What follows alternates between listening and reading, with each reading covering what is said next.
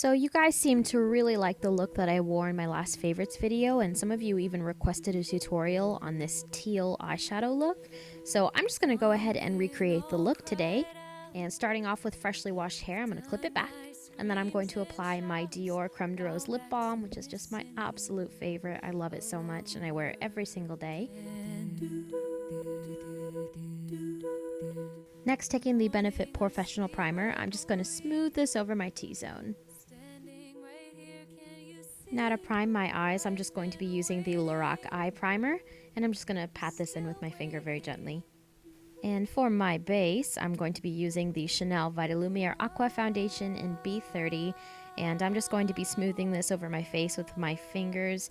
Normally I would use a sponge or a brush, but I felt like being hands-on today.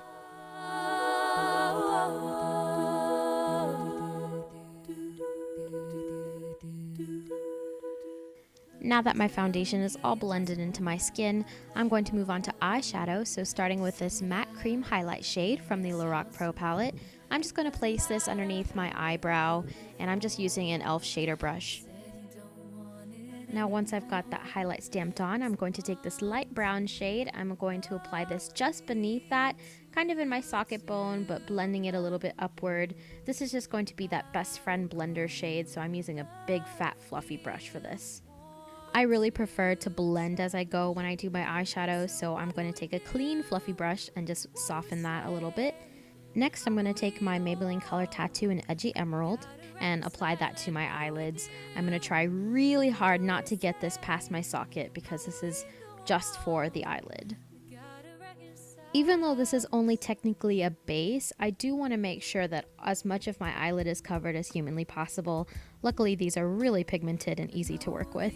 And now taking my MAC single eyeshadow in Steamy, I'm just going to pack this on top as much as humanly possible because this is kind of the star of the show. Before I move on, I'm going to take that same clean blending brush and run it through just to make sure everything is really soft. And once that's all blended, I'm going to take MAC Mystery Eyeshadow and use this to contour my eye, so running it through my socket as well as connecting it to my top lash line. I think this frames my eye really nicely, and I think it just adds a lot of dimension to this look. I know everyone loves shimmer, and I feel like matte is considered the more boring type of eyeshadow, but I think it just adds a very finished, polished look.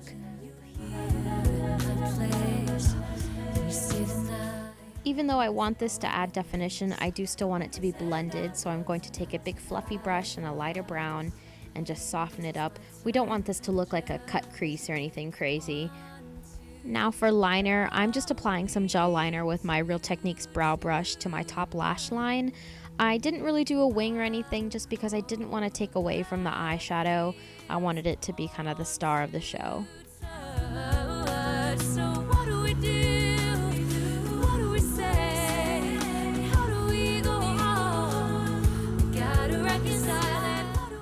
And taking that matte brown from earlier, I'm just going to run that on my lower lash line. I don't want to add any bright color down there, but I did want to add some definition so it doesn't get lost. I'm also going to be taking the leftover eyeliner on my liner brush and apply it on the outer edges for good measure.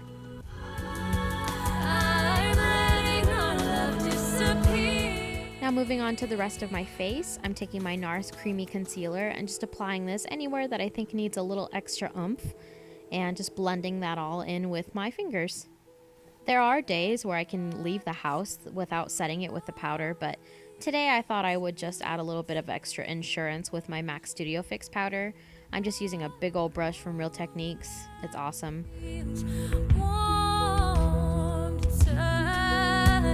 So what do we do?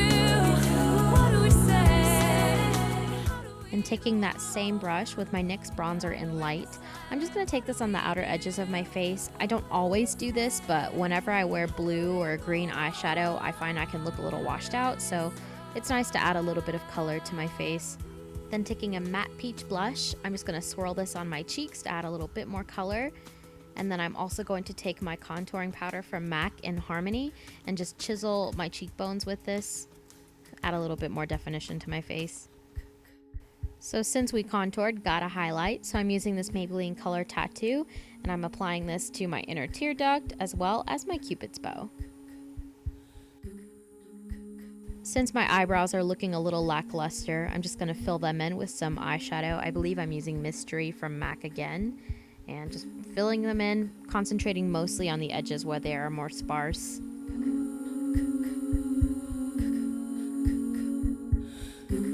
And just to make sure that they stay in place, I'm running through them with a NYX brow gel. I have long lashes, but I'm on the hunt for a new curler, so if you guys have any recommendations, please leave a comment below. I would really like to know your faves. And the mascara that I'm using here is the Estee Lauder Sumptuous Extreme. It's really nice, but it is kind of drying out now, so it's about time for me to toss it. I'm so sad. And now for the final step, lip color. I went ahead and tried out the Revlon Lip Butter in Juicy Papaya.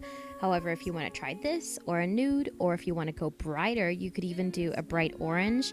Here I tried out the OCC Lip Tart in Grandma, and I think that was really fun and just made the blue really pop. But if you want to opt for a brighter, or if you want to stick to everyday natural, regardless, I hope you enjoyed this tutorial. Thank you so much for requesting and watching, and I will see you guys again very soon.